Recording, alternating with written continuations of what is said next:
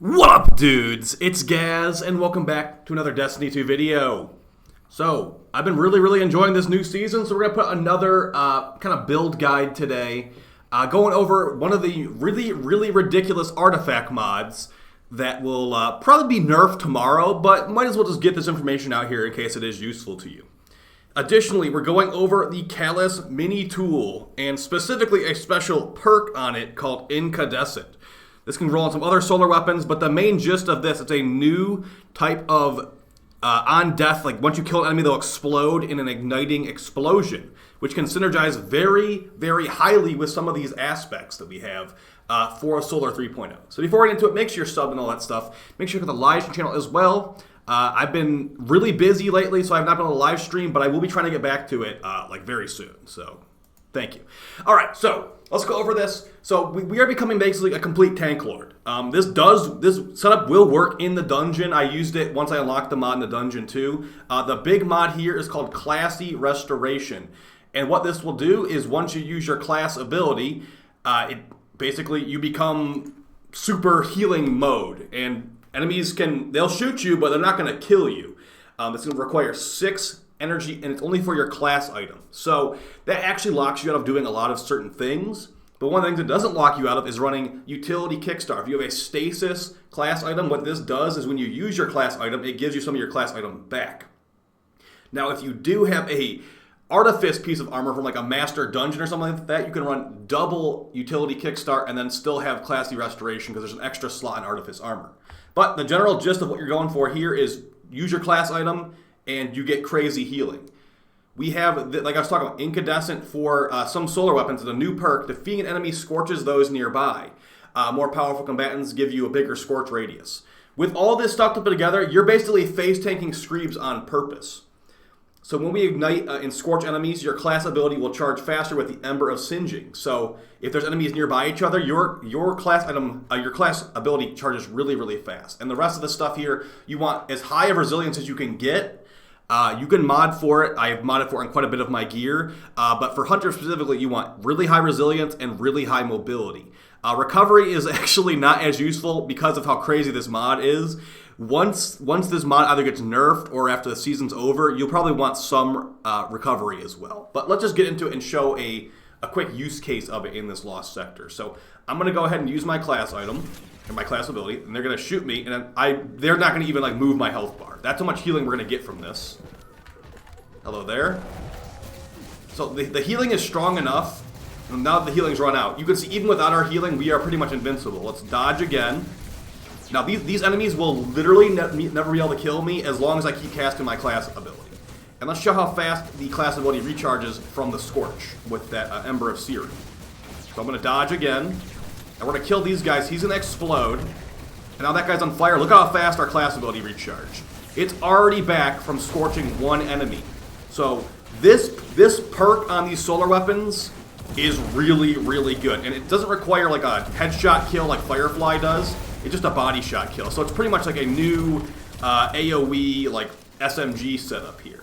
Additionally, if you're using the weighted throwing knife like we showed in the video the other day, an enemy that's scorched and hit by that will explode in a large explosion area. So that part of the build from the other day support Hunter has actually been elevated by this new incandescent perk that I didn't have before. So really good stuff there.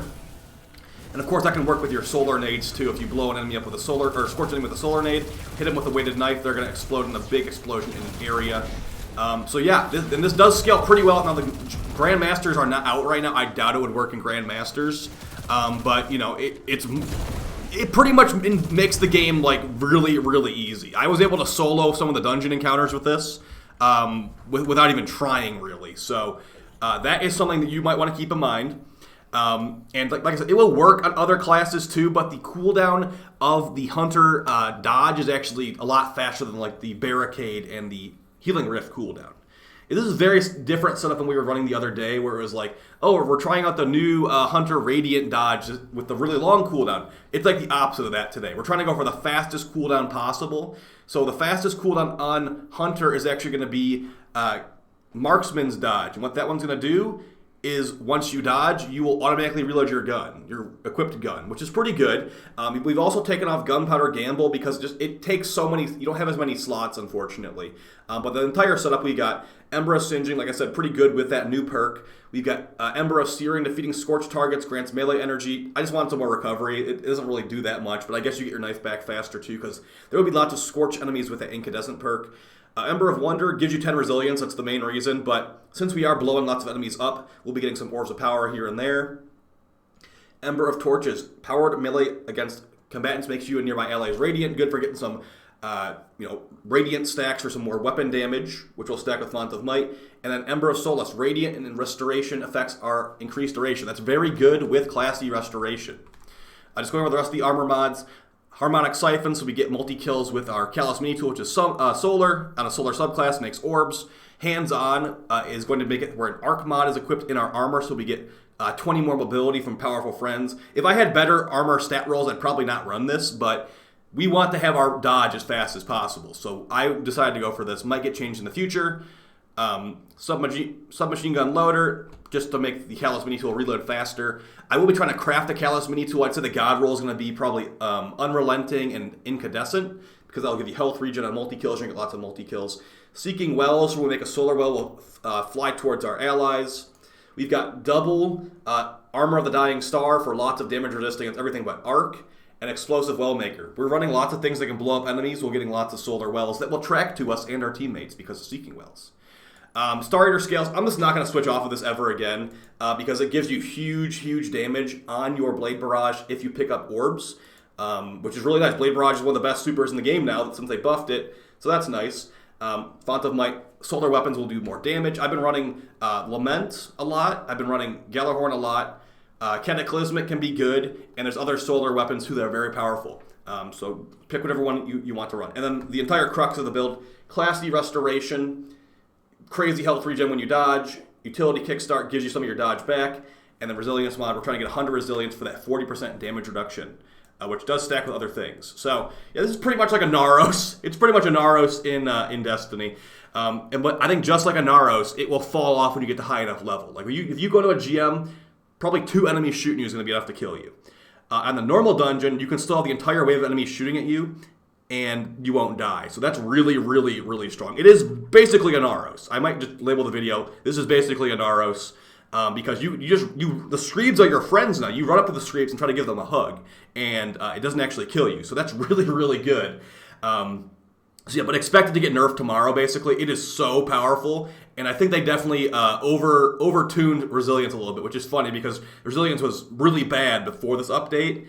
It's really good now, and it's good enough I'm prioritizing it over Recovery, which is, wow, that feels weird. Either way, guys, hope you found this video helpful. I just want to make sure I got this information out to you. It will help you solo, like you said, you can do this on Titan and all that, and just mod for 100% resilience, and that will give you the fastest barricade cooldown possible.